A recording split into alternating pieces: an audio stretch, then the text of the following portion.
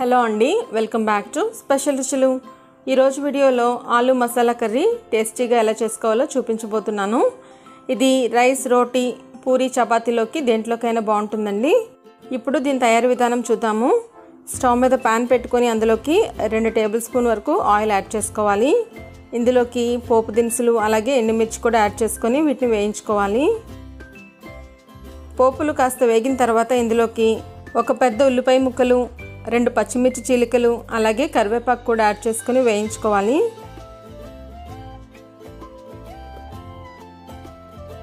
ఉల్లిపాయ ముక్కలు golden brown colour వచ్చేంత వరకు వేయించుకోవాలి. ఇవి కాస్త వేగిన తర్వాత ఇందులోకి 2 మీడియం సైజ్ టొమాటో ముక్కలు యాడ్ చేసుకొని ఒకసారి బాగా గరిటెతో కలుపుకోవాలి. ఇప్పుడు దీని మీద మూత పెట్టుకొని మగ్గనివ్వాలి. టొమాటోలు మగ్గేలోపు ఒక మిక్సీ గిన్నె తీసుకొని అందులోకి కొద్దిగా పచ్చి కొబ్బరి, ఎండు కొబ్బరి అయినా కూడా పర్వాలేదు, 4-5 లవంగాలు, 2 ఇలాచి, ఒక దాల్చిన చెక్క, 6-7 వెల్లుల్లి రెబ్బలు, అల్లం కూడా యాడ్ చేసుకుని ఈ విధంగా మెత్తని పేస్ట్ లాగా గ్రైండ్ చేసి పెట్టుకోవాలి. టమాటా ముక్కలు మగ్గిపోయి ఉంటాయి, మూత తీసి ఒకసారి గరిటెతో కదుపుకోవాలి. ఇప్పుడు ఇందులోకి మనం గ్రైండ్ చేసి పెట్టుకున్న ఈ కొబ్బరి పేస్ట్ని యాడ్ చేసుకోవాలి, మసాలా పేస్ట్ని. ఈ మసాలా పేస్ట్ అంతా కూడా చక్కగా మిక్స్ చేసుకోవాలి. ఇప్పుడు ఇందులోకి 1/2 టేబుల్ స్పూన్ పసుపు, రుచికి సరిపడా సాల్ట్, 1 టేబుల్ స్పూన్ ధనియాల పొడి, 1.5 టేబుల్ స్పూన్ వరకు కారం యాడ్ చేసుకొని బాగా మిక్స్ చేసుకోవాలి. ఇప్పుడు దీనిపైన మూత పెట్టి ఒక 2 నిమిషాల పాటు కుక్ చేసుకోవాలి.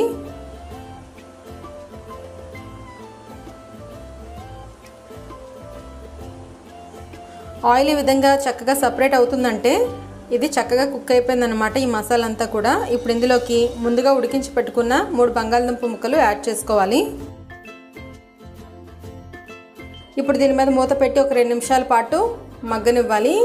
ఈ విధంగా చేయడం మూలంగా ఈ మసాలాలన్నీ కూడా బంగాళదుంప ముక్కలకి చక్కగా పడతాయి. ఇప్పుడు ఇందులోకి 1/2 టేబుల్ స్పూన్ గరం మసాలా పొడి అలాగే ఒక చిన్న కప్పుతో వాటర్ కూడా యాడ్ చేసుకోవాలి. యాడ్ చేసుకొని ఒకసారి బాగా మిక్స్ చేసుకొని మూత పెట్టి ఒక 5 నిమిషాల పాటు మీడియం ఫ్లేమ్లో ఉడికించుకోవాలి. బంగాళదుంప ముక్కల్ని ముందుగా ఉడికించి పెట్టుకున్నాం కాబట్టి ఈ కర్రీ ప్రిపేర్ చేసుకోవడానికి పెద్దగా టైం పట్టదండి. కర్రీ చక్కగా ప్రిపేర్ అయిపోయింది కదా. ఇప్పుడు ఇందులోకి సన్నగా తరిగిన కొత్తిమీర కొద్దిగా యాడ్ చేసుకొని ఒక 2 నిమిషాల పాటు కుక్ చేసుకొని స్టవ్ ఆఫ్ చేసుకోవాలి. చూస్తున్నారు కదండి, ఈ కర్రీని చాలా సింపుల్గా తక్కువ టైంలోనే ప్రిపేర్ చేసుకోవచ్చు. టేస్ట్ మాత్రం చాలా బాగుంటుందండి. ఇది రైస్, రోటీ, చపాతీ, పుల్కాలోకి దేంట్లోకైనా బాగుంటుంది.